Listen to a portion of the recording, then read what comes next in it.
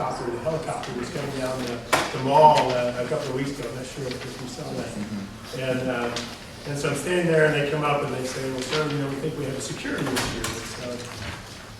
Okay, I'm looking at it, like, what's going to happen? And I'm watching the chambers. Other members of Congress are leaving, and one of them has a security detail that escorts him out. And so I lean over and I say, well, what's going on? And he says, well, we think there's a helicopter coming down the mall. And I'm thinking, okay, the mall's 2 miles long. It's a helicopter. This needs to be a pretty quick decision here, what we're doing. And I said, well, look, I see these other members are being escorted out of the chamber. People are leaving. Should I leave? And I'm like, no, sir, you stay here. So I remain sacrificial. But thank you all very much for the invitation. Just want to say a few things. One, I am my mother is Syrian Lebanese descent, and that is the most intact part of my background. The Sliman family, just loved the culture of my mother's family. They had a huge family.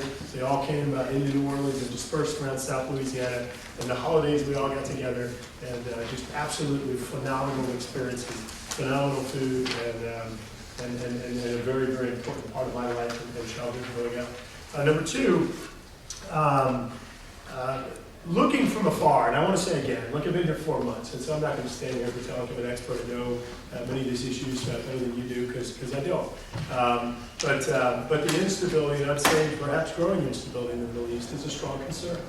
It's not just a strong concern, perhaps because of my ethnicity or background. It's a strong concern because I think it's causing huge problems around the world, and we've seen those manifest all over. The humanitarian crisis that's occurring in Syria and Lebanon caused great concern. You have thousands and thousands of innocent victims that are having profound impact on their lives. The incredible instability in Yemen right now is another area of great concern, and I think obviously the issue, in my opinion, of increased Iranian involvement in some of these other countries is going to continue to be a big problem. And it's things those are issues that I want to spend time working on. We may not be able to come in and provide comprehensive solutions, but I think there are some targeted issues we can address, including some of the humanitarian problems and ensuring that we have more stability in terms of the governments in Middle Eastern countries right now that I think are largely fragile. But look, I didn't come here, as I said, to come teach you things. I really am here to hear from you, to learn from you, and really would love to hear some areas where we can work together to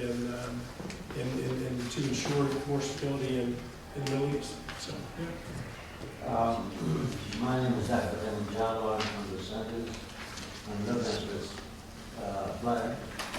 I'm sorry to interrupt Dr. Jowell, just 1 moment. That's actually for Congresswoman Dingell, who's joining us in just a moment. We're not going to be able to do Q&A quite with members. Sure. Well, thank you all very much. I appreciate the opportunity. Regrettably, I've got to keep the members in order to start the panel on time. But the staffers here, if you want to connect, and I apologize. Thank you all very much.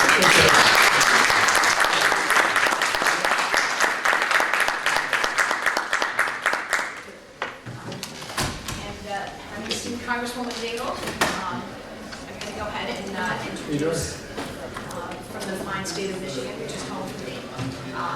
Congresswoman Dingell is also with us. We'd like to hear from her, and then we'll go ahead and open up the panel. Congresswoman.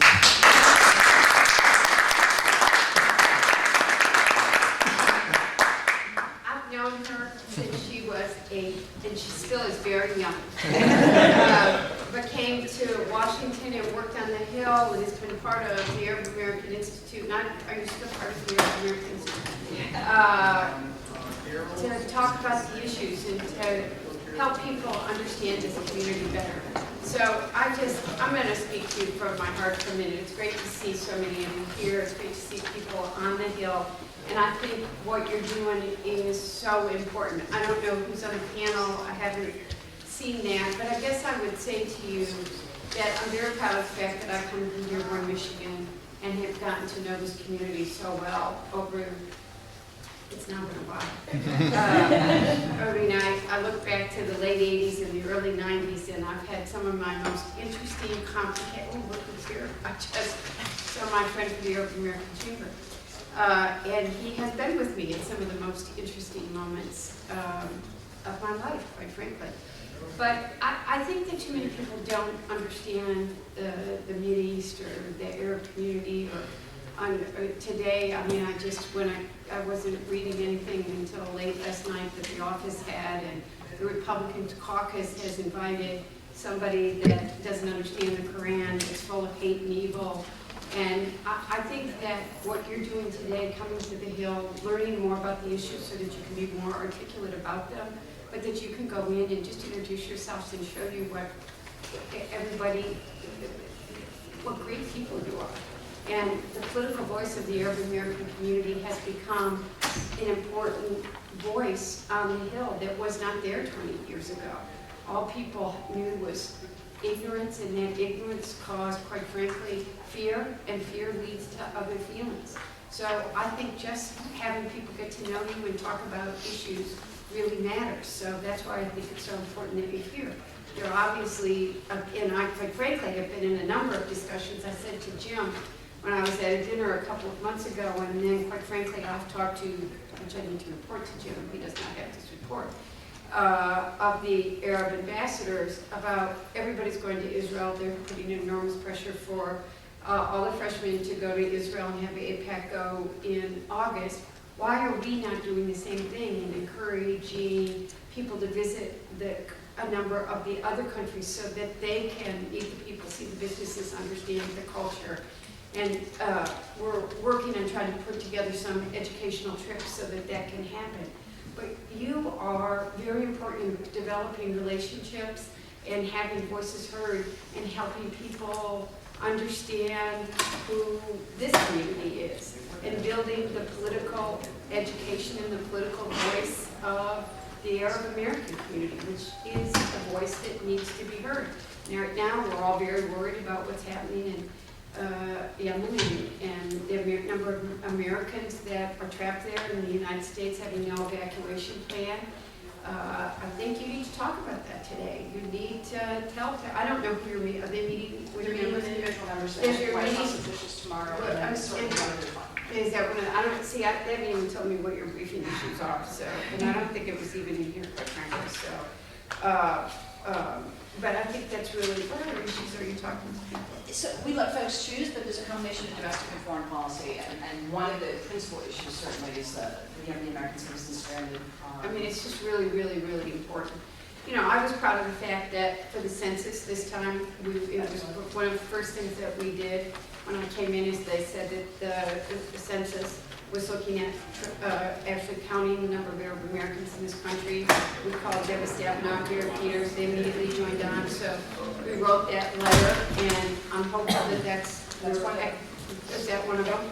It is. I'm doing okay. But I think more than anything, there's a fear.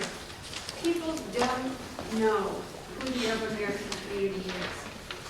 And for too many, I'm just talking from my heart, we get in trouble here. But I think 9/11 is what too many Americans think about when they think of the Arab community, and they don't think of Arab Americans.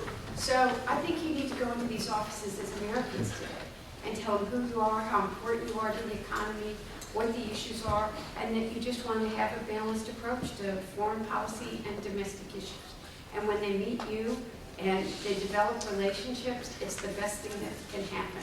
So I thank you for coming to Washington, being willing to meet with people, develop relationships, and I think as I've talked about you several times, Jim, while you were out of the room, and that, you know, it's not us against them with APAC, but we need to have the same voice that impact us. And to do that, you have to do what you're doing here today and be active in the political process. Was that what you, I don't know if I flipped it correctly.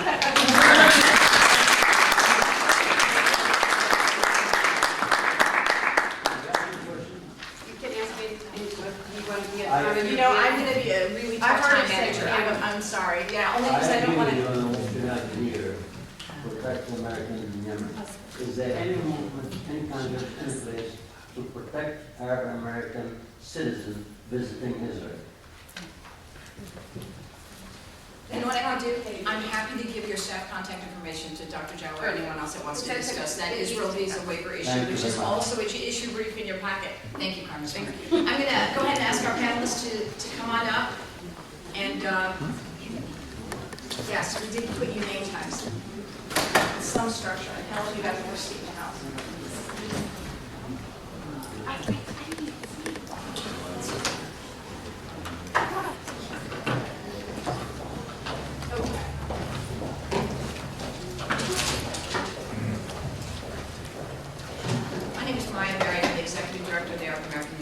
I apologize for the formality which we're sort of proceeding this morning, but I think it's okay, we're all family. The way we want to structure our conversation is that we're going to hear brief comments from the panelists on specific issues. All of the issues are addressed in individual issue briefs inside your packets. In addition to the fact that you have a 2-page double-spaced document that is just individual talking points divided up for either Capitol Hill or White House.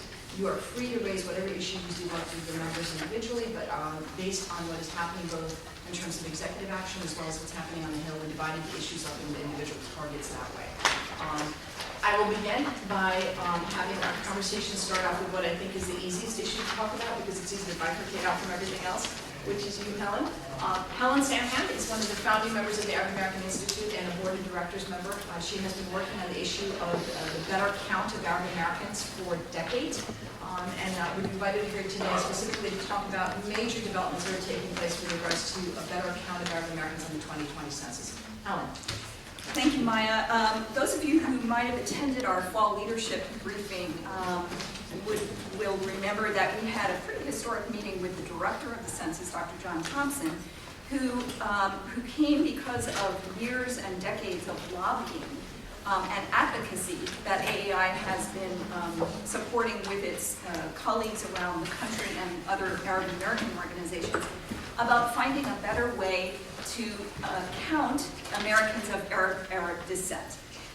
So we have been doing this for many, many decades, and finally the stars have aligned, and we have gotten actually some really good response from the Census Bureau, and they have elected to test a category which would be kind of like an ethnic category, not a racial category, for persons of Middle East and North African descent.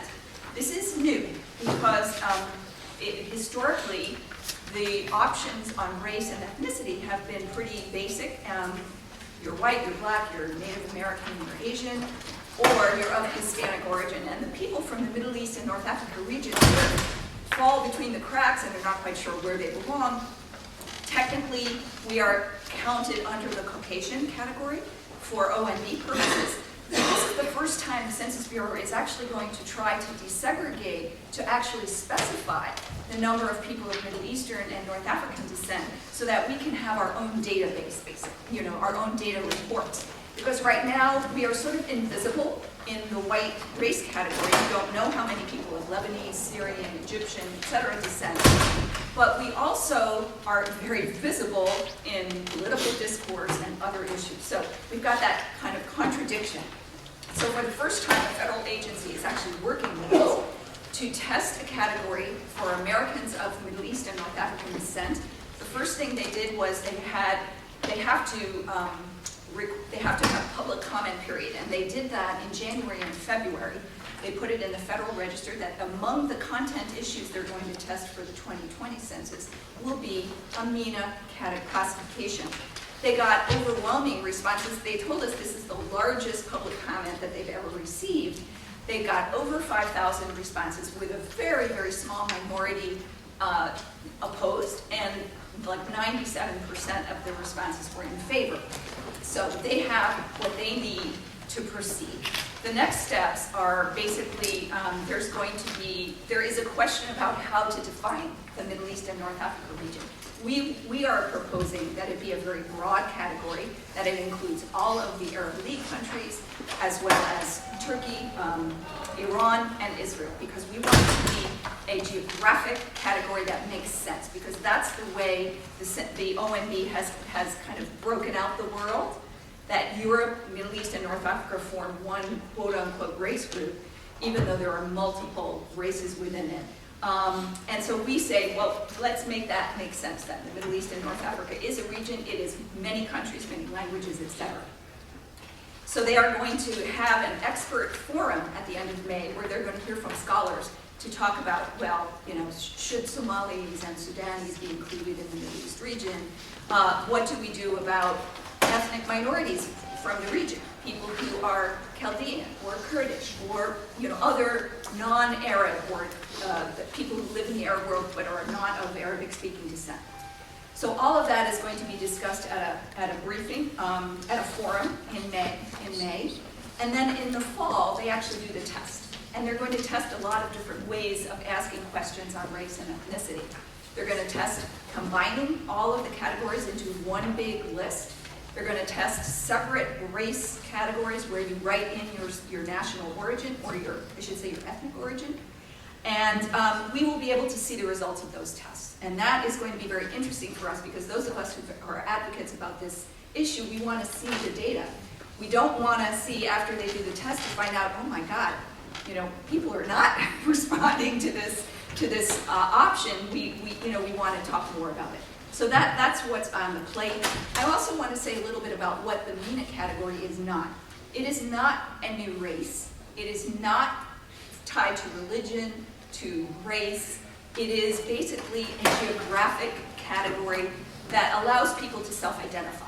So if you are of Lebanese descent and, you know, when you see that category, you can write, my origins are from Lebanon.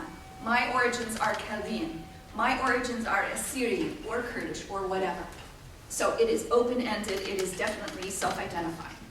The last thing I guess I would say is that the most important thing is that it's going to allow us to have data that we've never had before. Because of our invisibility in the white race category, we've never been able to really well and easily parse out the data on the communities that we work with, especially the immigrant communities, but even the American-born communities. We are able to get data on socioeconomic achievement, education levels, family size, etc., language spoken at home. These are the kinds of things we get from the census. So the last thing I would want to say is the other thing that it is not, this testing of a MENA category, it is not a way for the federal government to profile us. We have requested this, and there will be some in our community. We need to do public education to make sure that our communities and the people that we work with understand that this is not a profiling attempt by the federal government. This is a request from our communities to have better data and better reports on who we are and how much we've achieved in this country and where the needs are. So with that, I will end, and I know we'll have questions later. Thank you, Helen. Keeping in line with our domestic piece of the conversation, I'm going to ask our next two speakers to do something I think very difficult, which is to combine sort of all of the civil rights, civil liberties issues post 9/11, a bit much I understand. Naureen Shah is the director of Amnesty International's USA's Security and Human Rights Program. We've had the privilege of working with Naureen on a range of issues ranging from surveillance, basic surveillance issues, NSA, data collection, as well as something that's a bit new in terms of the public discussion of things called CVE, which is countering violent extremism. So I thought it might be helpful to hear from you directly, Naureen, on how to sort of nexus of those issues in the post 9/11 briefly, as an opportunity for the Q&A. Sure. So thank you so much, Maya, for the invitation. Thank you all for the opportunity to speak with you today about these important issues of post 9/11 civil liberties. As Maya mentioned, I work at Amnesty International. As many of you probably know, Amnesty is a global movement of more than 7 million people campaigning around the world for an end to human rights abuses. And we work in more than 190 countries.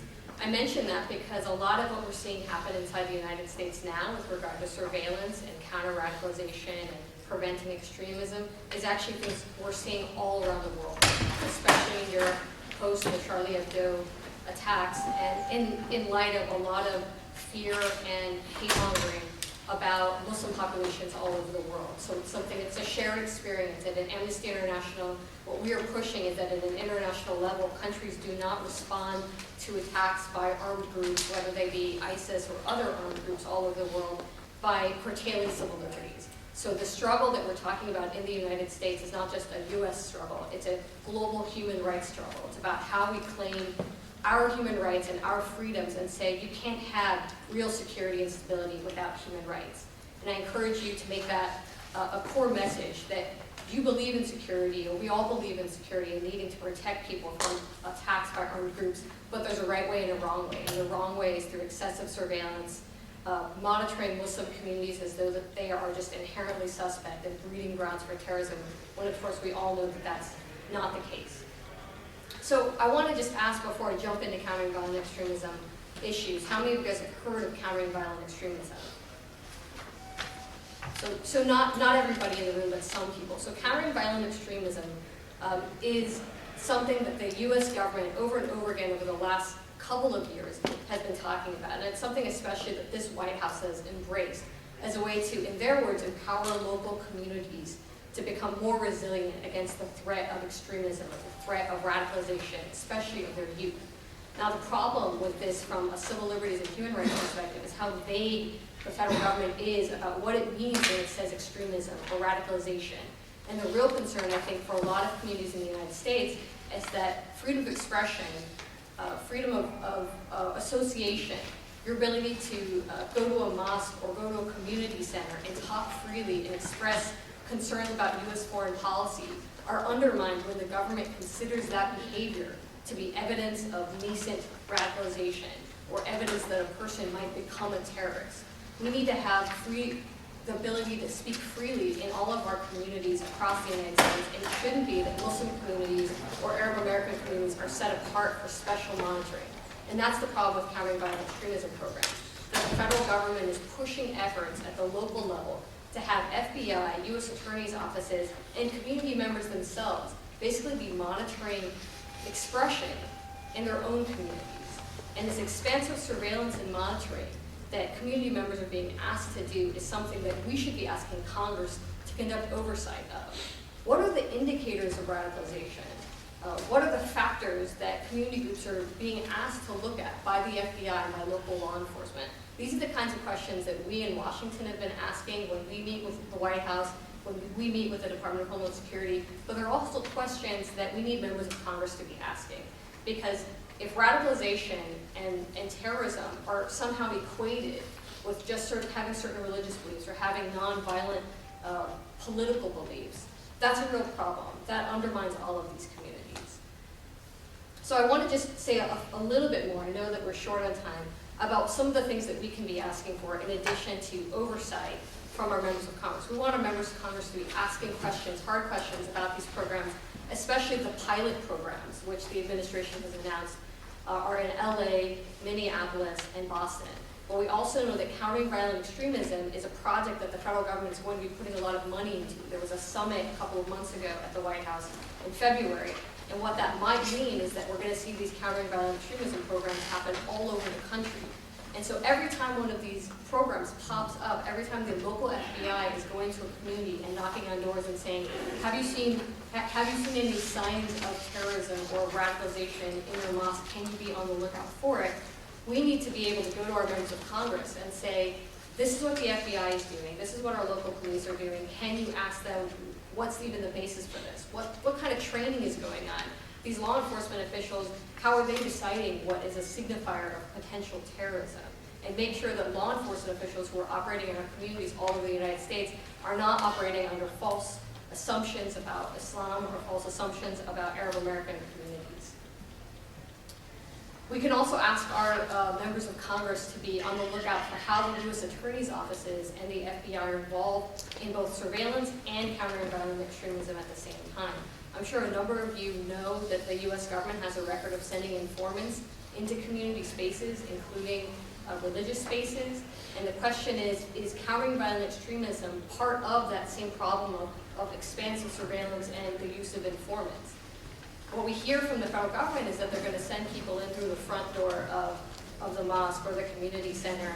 But at the same time, to have a good cooperative relationship, there's going to be community outreach. But at the same time, if we know that informants are being sent in covertly or there's continuing surveillance of people and data gathering on how many times a day are people in the mosque praying and who are those individuals and what are they saying at their iftar dinners, etc., that's a real problem. Then countering violent extremism just becomes part of a larger surveillance problem.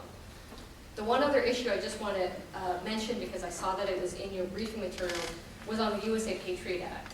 As many of you probably know from the materials, the Patriot Act is supposed to sunset, and the Patriot Act is actually a really important piece of legislation that was passed after 9/11, and one of the things that's happened with it is that even though Congress initially passed it and hoped that it could be reviewed over time and assessed for whether or not it should continue to be part of the powers that the government has, part of the Patriot Act, Section 215, which permits surveillance, has just continued to go on and on. And under Section 215, everyone's telephone records are being collected by the government, and who you talk to, when you call them, that kind of information is being stored by the government. So it's really vital that as we come up to June 1st, Congress lets Section 215 of the Patriot Act expire. We need that to happen because that's the first step for us to get comprehensive reform of surveillance that has basically meant that all of us are under threat of surveillance of our phone calls and our emails, not just in the United States, but all over the world. So I'll end there, and I'm happy to take any questions later on. Thank you, Naureen. I know that we're in a bit of the weeds on some of these issues, but there really is a reason for that.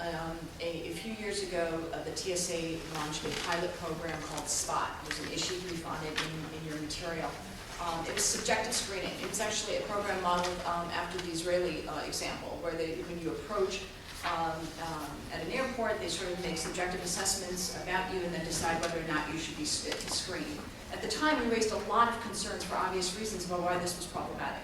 We engaged members of Congress in terms of providing oversight on this. There was a GAO investigation that said this is not a good program. It is not effective. It's discriminatory. We don't like it. Several years removed, TSA has spent nearly $1 billion on this program. Our concern, and the reason we're raising the CD issues, is we really feel strongly that this is one of those programs that may balloon in the same way that a program members of Congress agree is not a good idea. So it is an oversight issue. An oversight ask for members of Congress is really one of the easiest ones that one could do. So we're raising it in that context today. Shifting, I want to sort of frame this part of our conversation with Ahmad is in the context of the Department of Justice guidance. We've talked about in the post 9/11 environment. One of the things that happened is that the Department of Justice passed profiling guidance in 2003 that said profiling is wrong. We should not do it. We ought not to do it. The only problem with that is that it exempted certain groups, and we were among them, as were religion as protected categories, ethnicity, national origin. In 2014 December, Attorney General Eric Holder issued new guidance saying we're going to fix this. We realize profiling is wrong, it's ineffective, we need to fix it. The problem is what they issued also contained the loopholes that currently exist, allowing for national security as well as border security. Again, sorry, they're in your issue briefs, but that is actually the frame in which, when Naureen talks about these issues, when Ahmad talks about the social justice issues we want to raise as well, I want you all to kind of understand in the context of, if we can fix the guidance, we really can address a lot of the concerns that we're talking about today. So that's sort of a big piece of it. Ahmad Abuznaid is with us here from Florida, one of the founding members of Dream Defenders. If you don't know the organization, it's been one of the most important social justice movement organizations in the aftermath of all of the recent, I'm not sure how to find it, but Dream Defenders in particular was after the murder of Trayvon Martin, and they played a very important role in our national conversation about race violence today.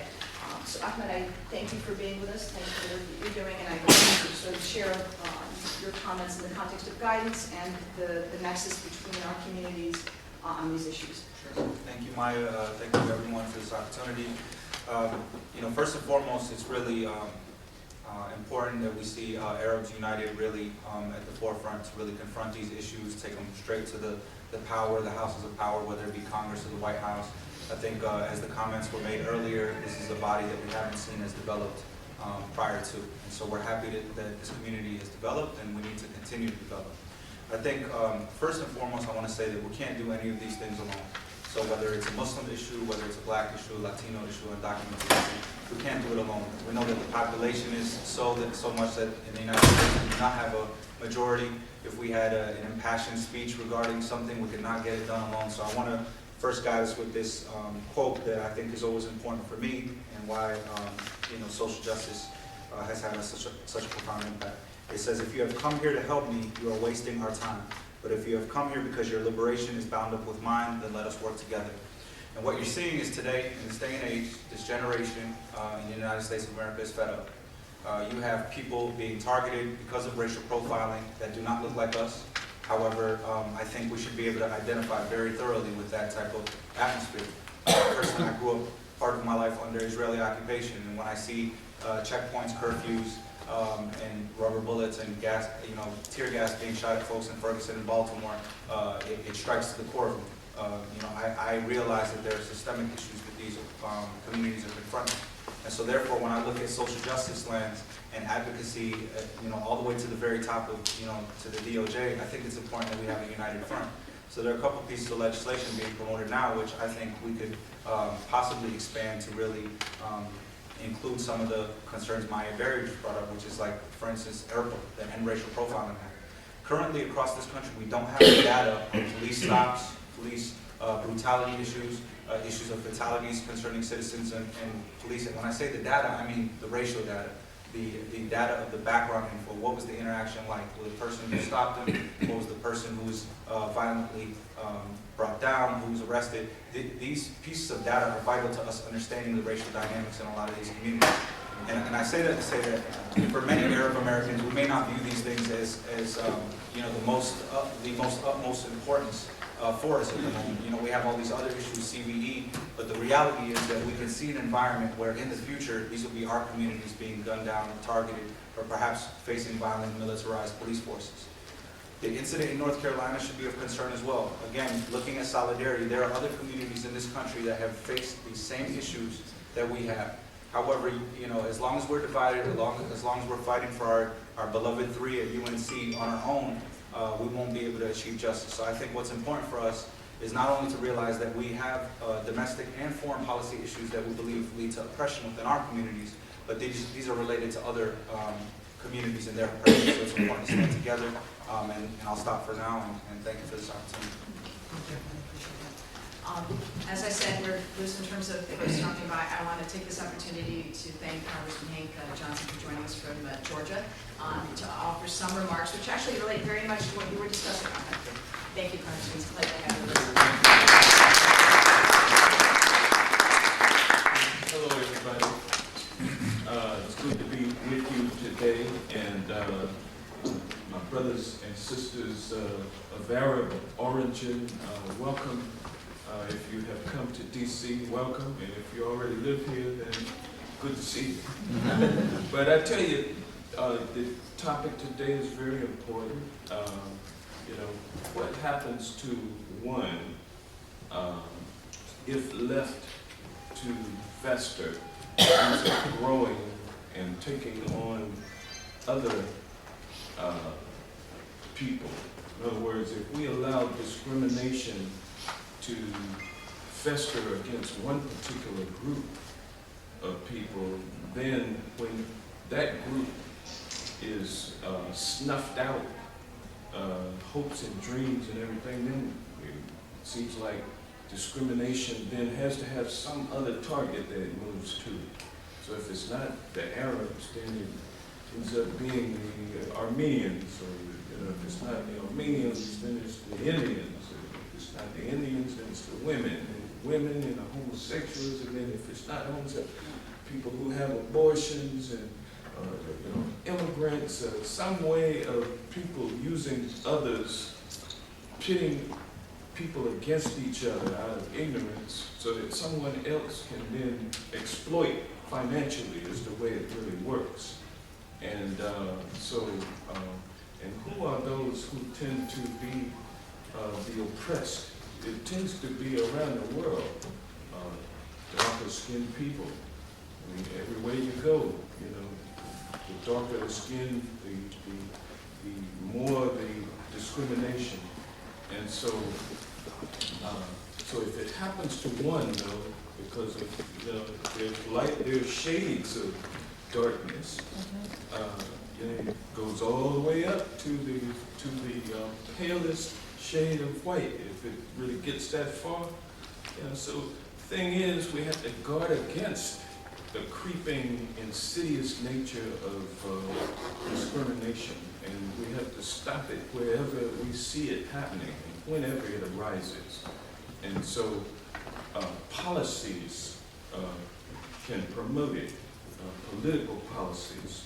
In fact, we see in America where people are employing this divide and conquer strategy with more effectiveness now than ever, than any time in the recent past. And so policies can promote this, and policies do promote it. And so when we're talking about criminal justice issues in the criminal justice arena, there are myriad forms of discriminatory rules and practices, all the way from police to judge, jury, and sentencing, and incarceration. You know, every level of discrimination and policies that promote discrimination. And so I'm here in Congress just trying to, just trying to be effective in terms of reversing some of these policies, putting in new policies to prevent discrimination in the future, opening up eyes, trying to make people aware, whatever the case may be. But that is my mission, is as a lawyer and someone who believes in justice and fair play for all, to root out, find, and expose these problems, and then offer some solutions to them. And so I don't want to get into more specifics than that, but I will say I thank all of you all for being here to talk about these issues insofar as how they affect Arab Americans and people of Arab descent, and let you know that I stand with you, and together we will make this nation a better place,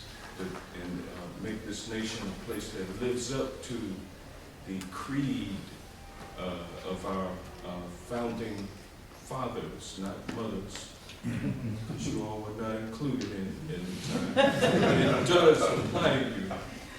It does apply to you, and so so the framers of our Constitution had some great concepts that we have to expand and make them applicable to all. So that's what it's about. Thank you all so much.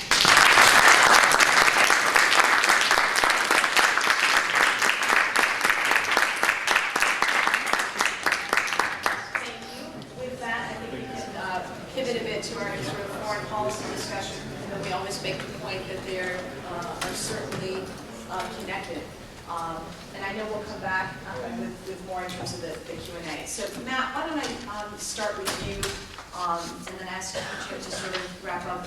One of the things that I think would be most helpful for our folks is really to hear a bit about all of the things that have been happening specifically in Palestine and Israel in relation to the Hill. Start there. I'm sorry, I didn't introduce Matt. Matt Duss is the president of the Foundation for Middle East Peace. Thank you, and it's a pleasure to be here to speak with you. On Israel-Palestine, just to go back just about a year, almost exactly a year now, as you're all probably well aware, last April, Secretary Kerry's peace initiative fell apart. Series of events leading up to that, settlement announcements, Palestinian moves into international organizations, and then eventually the latest move toward reconciliation between Hamas and Fatah, which finally ended that peace effort. So since then, we've seen a number of interesting things happen. We've had the Palestinians try and fail to move a resolution through the UN, setting a timeline for the end of the occupation and the recognition of Palestine, with a full recognition joining of the state of Palestine to the UN.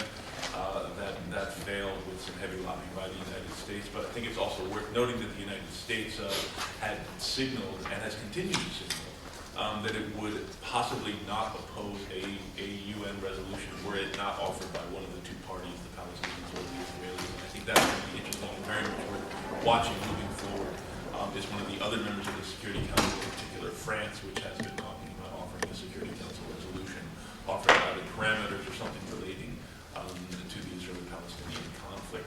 We saw the Palestinians formally join the ICC, the International Criminal Court, acceding to that in a new stage in April.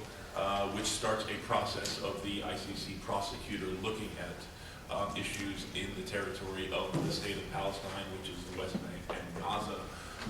And one thing I would note here is that this is not, it's not as if, the way the process works is not necessarily that the Palestinians can go and request that the ICC examine a specific issue.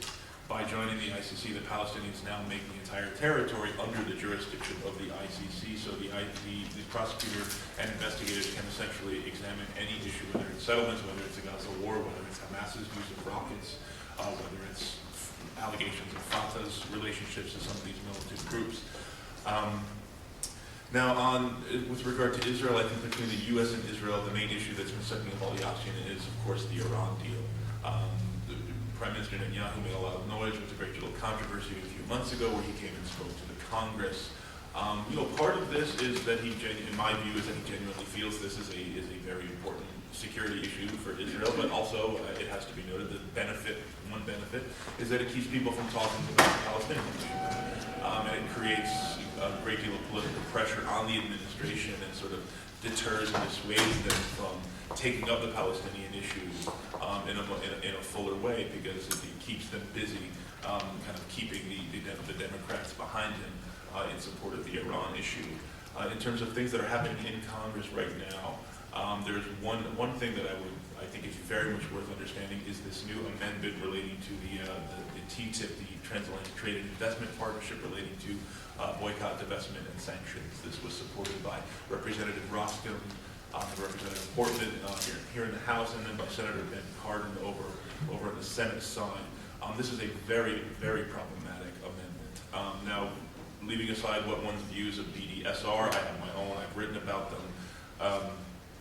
The amendment as written essentially defines PDS as any measure that would potentially penalize Israel for its practices in the occupied territories. It's pointed specifically at the European Union relating to measures that the Europeans have been talking about for several years now, but with increased frequency as it's become more and more abundantly clear that the Netanyahu government is simply not interested in genuine productive negotiations for ending the occupation. The Europeans have been talking about more aggressively enforcing existing EU law relating to entities that operate inside the occupied Palestinian territories, the West Bank. The way that these amendments are written would make it, let's see, I wrote this here. It would make a principal trade objective of TTIP, calling on or forcing U.S. trade representatives to make clear that the U.S. does not support EU efforts to penalize Israel and defining Israel and the territories controlled by Israel. So what's this actually doing is defining the occupied territories as part of Israel, making absolutely no distinction between the occupied territories and Israel or entities that operate in one place or the other. And saying to the EU, if you move forward in enforcing your own laws,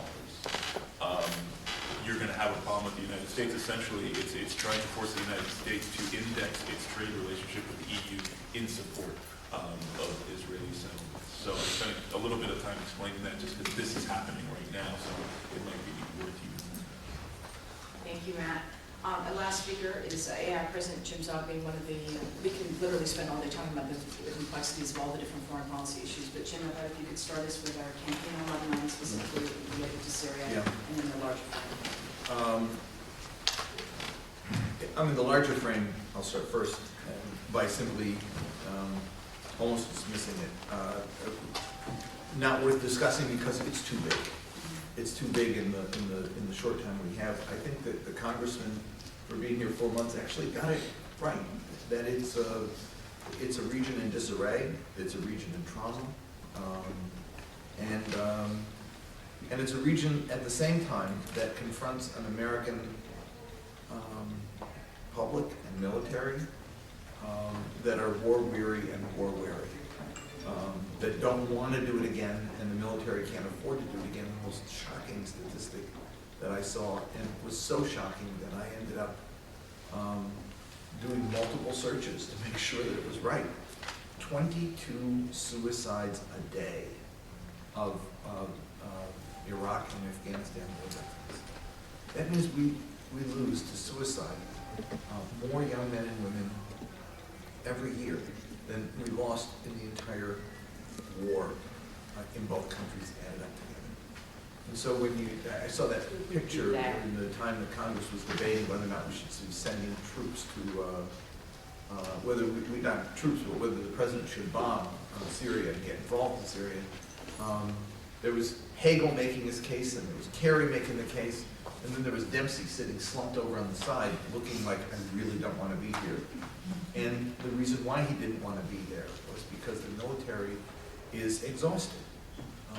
Guys serving 5, 6 tours of duty, and we're asking them now to maybe consider another one. So that I think is the broader frame. That and an emboldened Iran that, as a result of the defeat of Saddam, whether you, I can't say whether you like Saddam or not, there's nothing to like. The point, though, is that there was a kind of stability there. With Saddam gone, Iran's emboldened and extending itself throughout the region, and it's creating a huge concern. The two big issues I think that you actually can do something about, that are issues to be raised, that go beyond, I think, the one issue that Matt raised, I think, that is very critical is this sanctions issue. We have had several efforts to not criminalize, but to penalize people of Arab descent who took positions on Palestine that Congress or some groups didn't like. I know personally I had to deal with it when the president appointed me 2 years ago to a commission. There were groups screaming and yelling, you know, that some Arab guy who, you know, had an axe to grind with Israel was going to get the job. Thank God the White House, you know, did not listen.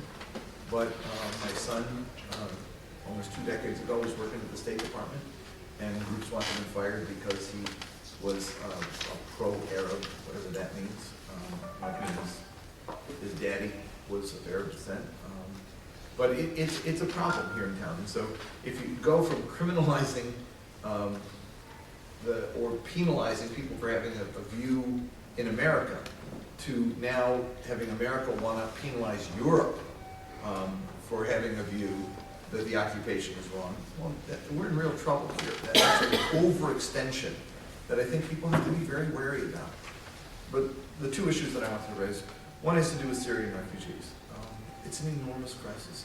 The U.S. is doing an awful lot, money-wise, to deal with it. What we're not doing with is taking in refugees.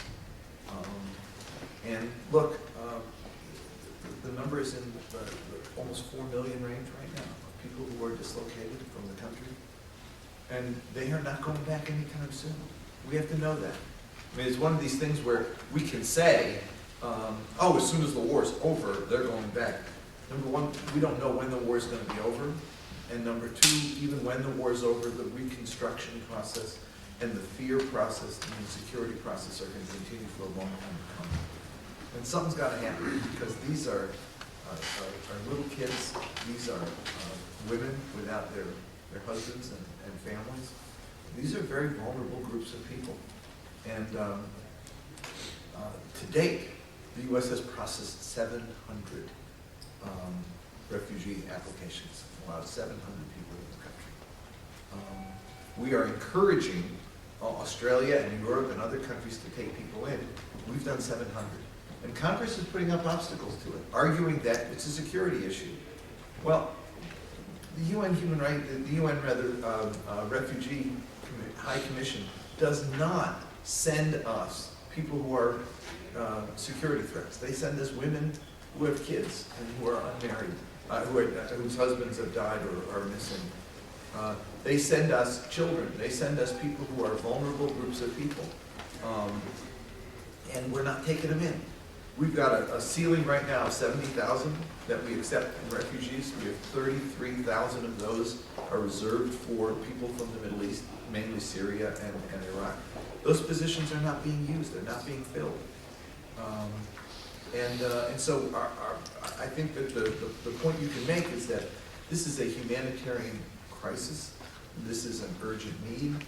And we have a strong and viable Syrian community here in America and an Arab American community that can help absorb these communities.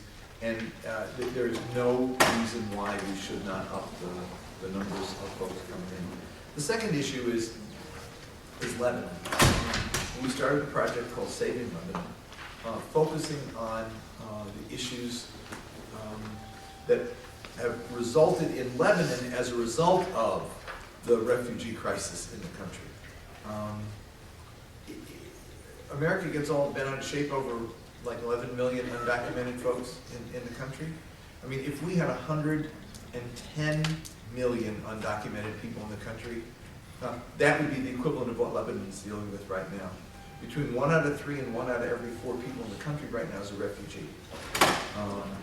And it is the destabilizing fact that any country would have to deal with that has that many people who are not citizens and residents of the country. And what it's done to employment, what it's done to housing, what it's done to the capacity of small towns and villages to absorb, what it's done to the educational system, what it's done to the water system. Lebanon is stretched to the limit and beyond by simply being able to take care of its own folks, no less have an additional million plus at their doorstep. This is not an either-or proposition. The U.S. has done a lot for Syrian refugees. More needs to be done for Syrian refugees. But at the same time, we have to be able to focus on what does Lebanon need and what do the people of Lebanon need. What do the host communities need to be able to enhance their capacity to absorb? Because as I said, those who say this is a temporary thing are blown smoke. It is not temporary. These folks are going to be in Lebanon for a long time to come. And the question is, how does the country absorb it? Look, Lebanon went through, as you all remember, a very brutal civil war. And I think it's quite remarkable that with all of the tensions that one might think would be in the country, that the resilience of the people and the desire not to go in that direction again has meant that they've maintained stability now. 4 years into this thing, with the numbers of refugees increasing every year, Lebanon has remained stable. And yes, there have been attacks here and there have been, tensions between different communities. But on the whole, it's become, it has absorbed this and done well. How long it continue to do it, I don't know.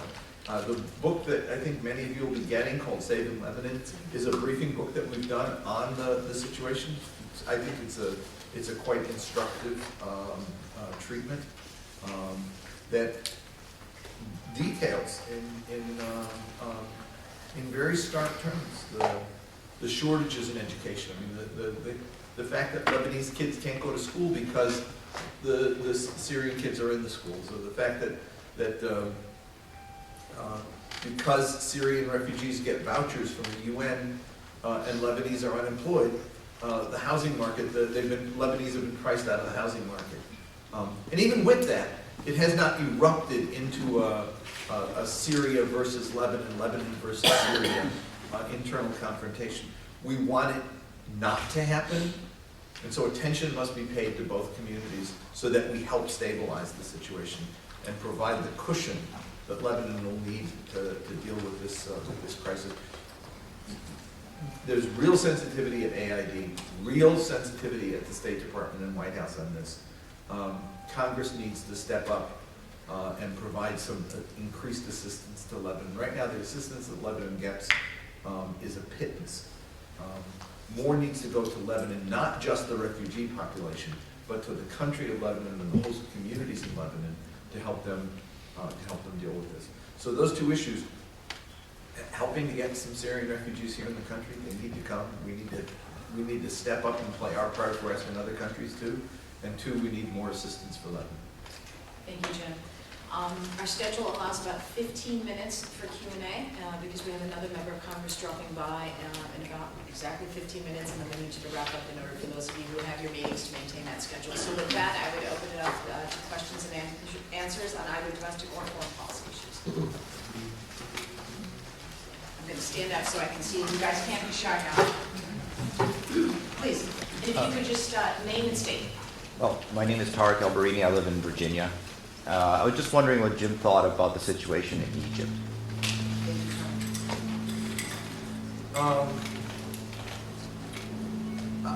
The human rights situation is still horrible. I can't make any, I can't put a pretty face on it. People who we celebrated years ago, young kids, are now in jail. The hope that revolution inspired is slipping away. I think that the Brotherhood overplayed their hand and caused an existential crisis for many Egyptians who said, this cannot stand, this is not the Egypt that we know. The military intervened. I'm afraid that the military has gone too far and is going too far. And I love Egypt, I love the people of Egypt. I want the Egypt that the young kids who fought for a different Egypt, I want the Egypt that they want. I also want the Egypt that the middle class and the business community want, an Egypt that's free and open and is not a dour. I remember one time during the parliamentary, when the parliament was first being seated, my wife and I were in Abu Dhabi. I was teaching at NYU. They have a little 3-week term, and January in Abu Dhabi is 72 and sunny every day. It ain't bad. So we decided to take that opportunity to do it. But she would watch television every day when I was in class. And there were 2 sets of networks. There was the entertainment networks that largely during the day had Egyptian movies and sitcoms that were hilarious. And I mean, they made film noir as every bit as good as any Bogart film. They made comedy every bit as good as Desi and Lucy. And then the news channels would have the parliament being seated. And there were these really angry looking guys with beards. And she said to me, she said, don't countries usually go like this? Why is Egypt going like that? What happened? What happened from the Egypt in the 50s to today? That's a big issue, and I think Egyptians confronted that on all levels. The question is the way Egypt operating now going to secure the future? And I'm afraid that there's another explosion coming. And so it's because I want the Egypt that they want, that I don't want them to be doing the things that they're doing. And I think that friends have to tell friends the hard truths. Very, very quickly tag on to that. I think what's true of Egypt and true of the region more broadly, I think for a while in the wake of 9/11, I mean, I'm not someone who praises the Bush administration all that often, but I think there was an awareness, a growing awareness in this city that underpinned the Bush administration's freedom agenda, even if one disagrees with the policies of that agenda, which I do, the invasion of Iraq being the most obvious. It was underpinned by this recognition that decades of U.S. support for authoritarian, illegitimate, undemocratic regimes in the Middle East had produced negative consequences for the United States' security. And that this idea that these regimes can deliver stability to the United States was an illusion.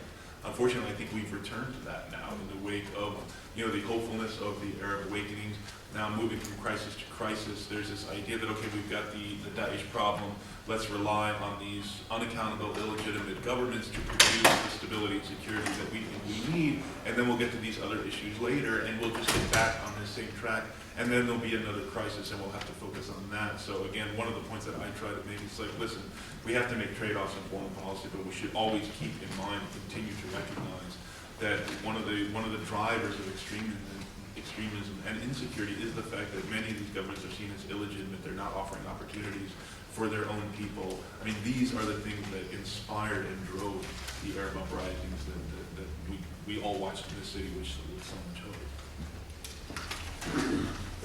Yeah, my name is Lloyd Baruti of Connecticut. On the Syrian refugee issue, I'm lobbying 2 members of Congress. I've already done one this morning, Senator Murphy at 12, regarding specifically this issue, because I want to choose one issue rather than be too diffuse. But in my readings, in what's going on, and by the way, these guys are saying Democratic, and the Republicans are putting up a lot of resistance because either they genuinely feel that there's a security issue, or maybe they don't really think that, but there's other reasons why they don't want to to address the immigration of Syrians. And I just need some guidance as to how to disarm any pushback on this security issue. Is it BS? Really, that they're bringing up? Is it ignorance on their part? Is there some other agenda that I'm missing that they just don't want to do anything? Look, I have, I sit on the Commission on International Religious Freedom. That's the President admitted that. In addition to the issues of religious freedom, we also deal with refugee. Congress gave us 2 mandates. I've taken a look at who these people are. The people who got sent over to us by the High Commission and recommended that we consider them for resettlement. These are not security threats. And in any case, we have in place the process where we can carefully screen. And because they know we are as sensitive as we are, they make sure that these are people who can be vetted. They're not sending us people who are folks who are going to blow up in our face. I mean that, I guess, quite literally. So the question is, let the process work. It's not just trusting the UN to send us the right people, the High Commission on Refugees, but it's also to trust our own security procedures at DHS, which anyone can tell you is not quite thorough, but a little, maybe over thorough in some places. When you're looking at a woman who's 27 years old and has 3 little kids, and her husband is dead, and she's got a cousin here in America, this is not a security threat. This is a woman who needs a chance to get a start in life. And her family is willing to sponsor her, her family is willing to support her, they're doing okay. These are people who need a shot. Well, how about if you take, I hate to say this, but sort of discriminatory approach, and you just say, okay, if you're so concerned about Muslims, how about just let the Christians, Number one, we're not going to do that. Number 2, the UN isn't going to do that. Number 3, you're going to find the DHS and State Department aren't going to do that either. They're not going to go that route because that would introduce a factor that they're not ready to do. But I get your point. But when you're looking at some of these folks and you're looking through the list, again, they have taken Christians. They've taken the Yazidis from Iraq. They've taken Muslims from Iraq and Syria, both. And they've vetted them for these issues because they understand one bad apple in the bunch is going to stop the program for everybody. And what's holding us up is not the fact that these are security problems. What's holding them up is this political issue that people don't want to consider increasing the refugee flow into America right now. And that's an issue that I think we have to pay attention to. And our point is, you look at refugees. You look at them over the years, and you will find that you're looking at us. You're looking at our ancestors and some of us ourselves. The first generation, the ones who come are successful. Their children are even more successful. You go 3 generations down. That's when we ought to ship them back. That's when they get to be slugs. But I think that we are denying ourselves some people who are potentially going to be great Americans if we don't do it. I would also offer that this is a case where the talking point is actually also true and therefore constructive, and that is that we don't want to overstate the people that have been raising this issue, because the great majority of pressure was applied on the administration to first agree to accept increased numbers. And when they issued that they would take additional refugees, a very few number of fringe, frankly, members of Congress decided to use it as a political wedge to further attack the president in a very partisan way. So I think when you go in and you're able to raise that issue, technically, it's a very quiet number of, very loud but small number of people. And when those issues were raised at the hearing, those were the responses. We firmly believe DHS has a process in place to accept these refugees in a way that is adequate. So I think it's I didn't want to overstate it in our brief, so we qualified it by saying some members, and it is a small group. It just became an effective partisan talking point. And I think to speak about the refugees compassionately and say, let's put politics aside, this is the right thing to do, would be my suggestion. That's that question. Yeah, thank you. I think we have time for one more question here. Please. Thanks. My name is Sada Hasana, and I'm from Baltimore, and my question is about the post-9/11 attacks on civil liberties. I'm pleased to see that initiatives and legislation to change the policy moving forward. What about the people who were victims and now are serving life sentences in prisons based on crimes that they didn't commit due to the legislation, or those that were made to take plea deals and for crimes like donating money to charities? Is there anything that we could do to achieve justice retroactively through policy changes? Thank you, sir. That's all you, Naureen.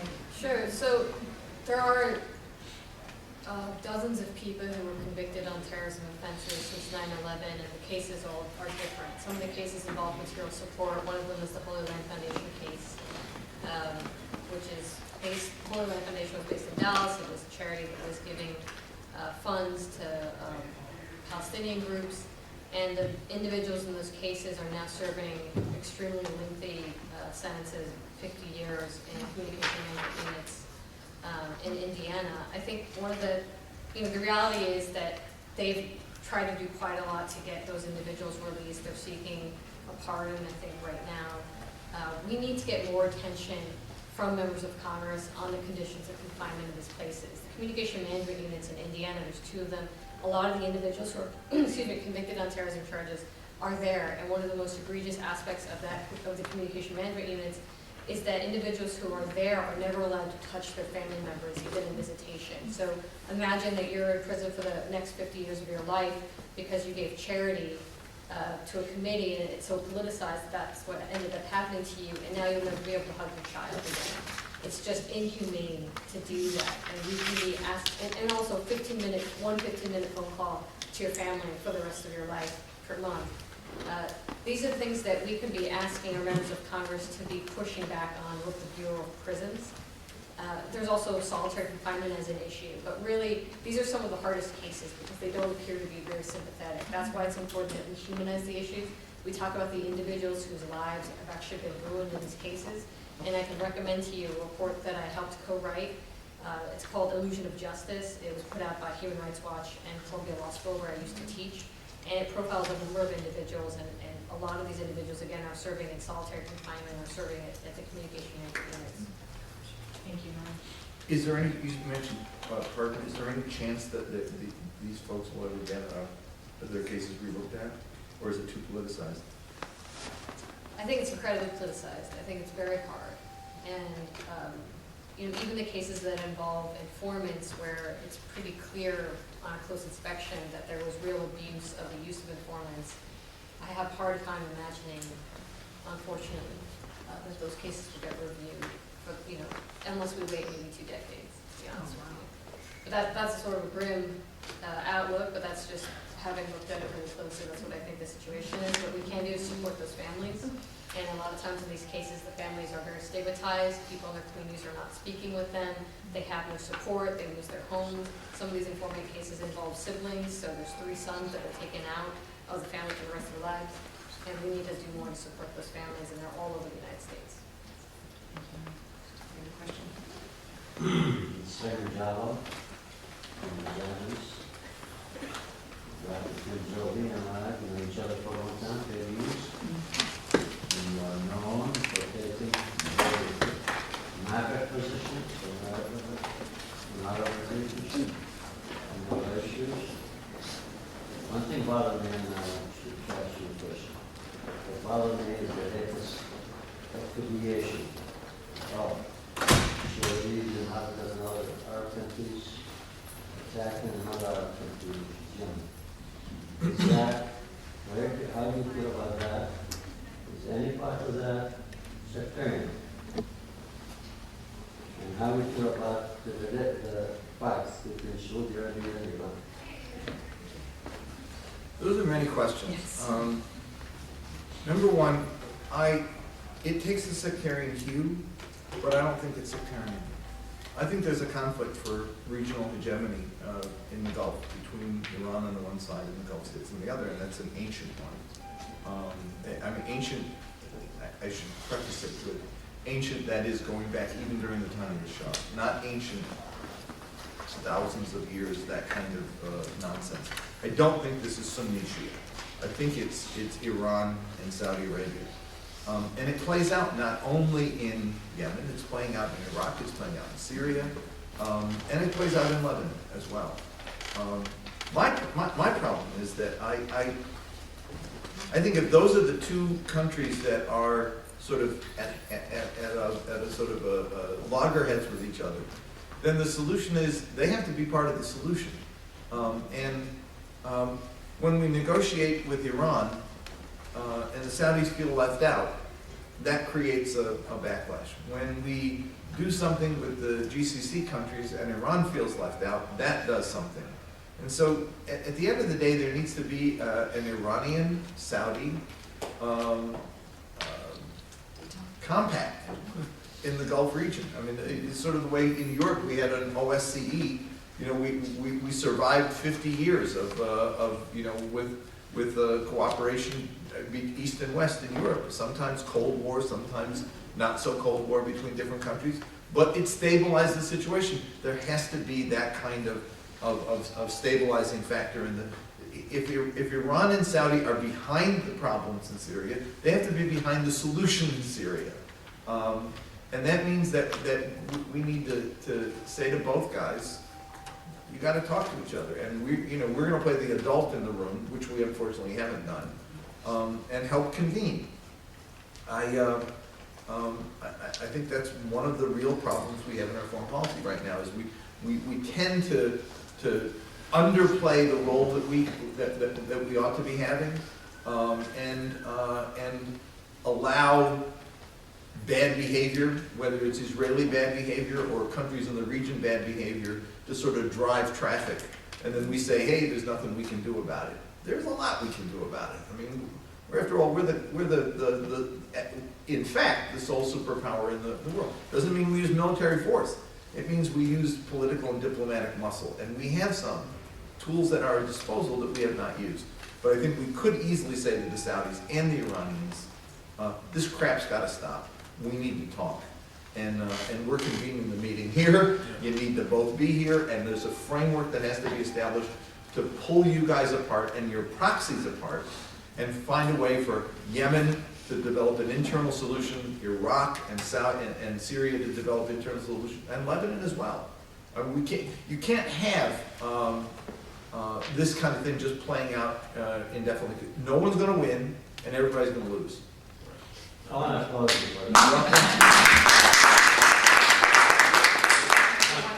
Yeah, I'm Carl Rashid from Detroit, Michigan.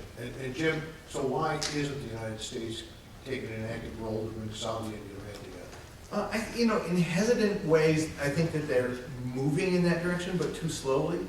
I wouldn't be at all surprised if part of the conversation at the GCC meeting that's here in Washington is that we're behind you guys, we got your back, but we need to talk to you. I think we actually bought a bad bill of goods from the Israelis on the Iran nuclear program. I actually think we did. I mean, I don't give a shit if Iran has a bomb. I really don't. I don't think anybody does. Because you know what? If they have a bomb, what are they going to do with it? Eat it? Feed their people with it? Sit on it? I mean, what can you do with it? I mean, we learned after Hiroshima and Nagasaki that no one's ever going to use it again. Honest to God, no one's going to use it again, because the minute you use it, 5 minutes later, you're dead. I mean, I remember Jackson used to talk about that. The argument was no first use. He said there's no first use, there's no second use, there's no use at all. This is a pointless venture. They want it for bragging rights. And the way you take bragging rights away from somebody is you ridicule them. And you should have been saying to Ahmad, instead of making him into the new Hitler and the new Stalin and taking this impoverished, basically, I mean, Iran has money, but they're not the Soviet Union. They were not Nazi Germany. I mean, they were a little country trying to be a big guy, and we should have ridiculed them. But instead, we bought the Israeli thing. This is the biggest threat ever. We've got to do. And so we exhausted all of our diplomacy, not just ours, but the P5+1, to do that. Meanwhile, Iran is playing around in Yemen, Iran's in Syria, Iran's in Iraq, and the Arabs are getting nervous and antsy about it, and that's not being talked about. We should have been talking about the regional behavior rather than whether they had a bomb or didn't have a bomb.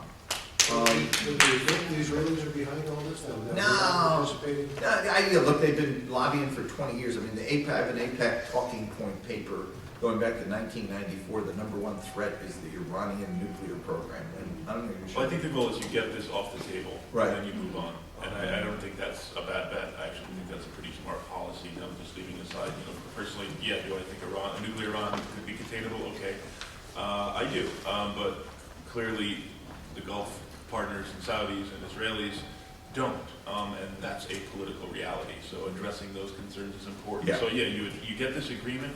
I think it's going to be a decent agreement, obviously not perfect, but then the president himself has made this clear any number of times that you try to close this portfolio and then see what options exist moving on to other issues, and I think that's where the GCC is leading. And I think, he and I agree on that. Now that we got this, the worst thing on earth would be for it not to happen.